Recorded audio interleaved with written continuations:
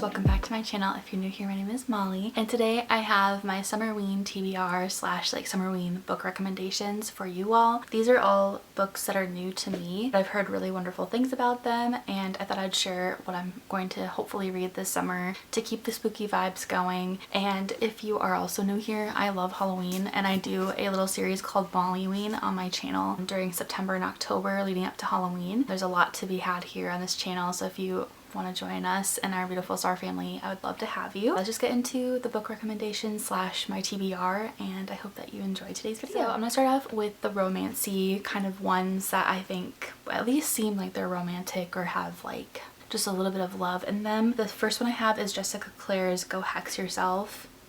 This one looks really good. It sounds kind of like enemies to lovers romance, so I think that this will be fun in the midst of all of my thrillers and horror books that I have lined up after this. I have The Late Night Witches by Orly Wallace, and she wrote In the Company of Witches, which I have read that one through Libby, and then I happened to buy the second one, When the Crow's Away, and they're just like the cutest, most like cozy witch mysteries. And so if you're really into like those cozy mysteries that like they have like the fun titles like the Lemon Drop Murders, and I think those are so fun, and if you kind of want something that's a little bit more paranormal, I'd recommend Orly Wallace. So when I saw that she had this book, I'm like, I need to read this. The last one I have is Bride by Ellie Hazelwood, and I'm really looking forward to reading this one because I've heard such good things actually about Mate, which is the second book, and I just thought, well, if I'm gonna jump into this, I definitely want to read the first one, and I've also heard really great things about this too, so I'm looking forward to this. I love Ellie Hazelwood's writing. I don't know if I already said that, so I think it'll be fun to read this one whenever I want to break from this giant thriller and horror stack that almost fell on me. This is a newer one that I've been seeing people talk about, so I'm really excited to read this one. I mean, I'm excited to read all of these, if I'm going to be completely honest. Reading is always just fun and exciting for me. This one is Slasher Summer by E.L. Chen. It looks like a VHS cover kind of. And look at the sprayed edges, like so cool and detailed. I love it. And yeah, it looks like a total movie cover. Eat this up if it was an actual movie, so I'm really looking forward to it. People have compared it to The Breakfast Club and Scream, so I'm like, wow, two vastly different stories, but I'm here for it, especially as a huge John Hughes and Wes Craven fan. I think to have that in a book form will be really fun. The next one I have is The Place Where They Buried Your Heart by Christina Henry, and if you are on TikTok at all and you like following book talkers, Kaylee, she talked about this and she just devoured this book and gave it such high praise. People compared it to Monster House, which is a 2006 I think movie. I've only seen that movie once. I was kind of freaked out to see it, which is funny because I love spooky stuff like Coraline and Paranorman and all that, so it was like, why would I not watch Monster House? So I'm excited to do a little pages to popcorn moment, read this book and then watch Monster House and see how they compare. I mean, this is obviously like a more spooky book, but I think it'll be fun to do that. Then this is a newer release from this spring, and it's Good for Her by Tyler Page. I think this was in my book haul from my last video, and this one just sounds really, really good, and I pre-ordered it because I'm like, I need to have this on my bookshelf. So I'm excited to get to this one because I've been eyeing it for a while.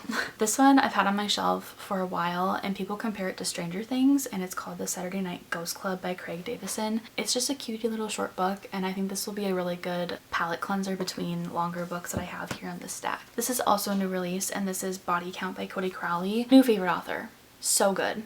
And it's hard to believe that they do not have more books written because they're just so incredibly talented. I listened to one of her, I think it was her debut novel, but I could be wrong, which is called Here Lies a Vengeful Bitch. And I saw like the cover of it and I'm like, this like totally, I'm judging a book by its cover, like it looks really good. So I started listening to the book and I just devoured it. It was really good. So if you're looking for something kind of, I think it's probably more YA than like adult, but it follows a girl that gets offed by assumingly her boyfriend, and she comes back and she died at the top of this hill in her town that like no one goes to, and she gets basically rescued by these misfits, and they're actually all dead. They're all ghosts, and she doesn't know it until like halfway through, and like we know because we're the readers, but it's just like really interesting. And then she goes after her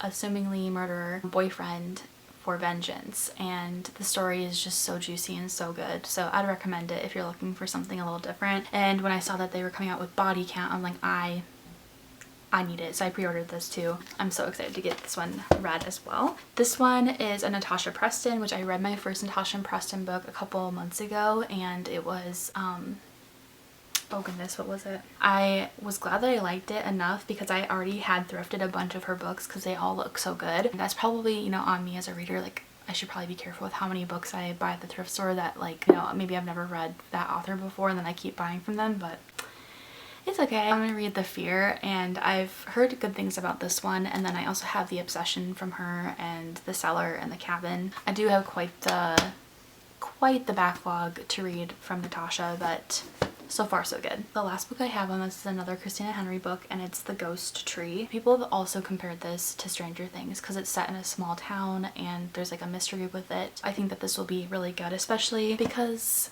we won't be getting any more Stranger Things the way that we know it, at least. And I don't know about you, but I'm a huge Stranger Things fan, if you can't already tell. And so it's kind of like this little void, and so it's fun to fill it with other things, with books and other media that kind of reminds us of that time. And I know I'm not alone in that, which is why I said us, because there's so many people out there that talk about Stranger Things and how we can find other things that remind us of it. We've got quite the stack here. But I hope that this inspired you a little bit on what to read this summer, especially if you're looking for some summerween vibes. Yeah, so thank you so much for watching, and I'll see you in my next video. Until then, shine bright. Bye.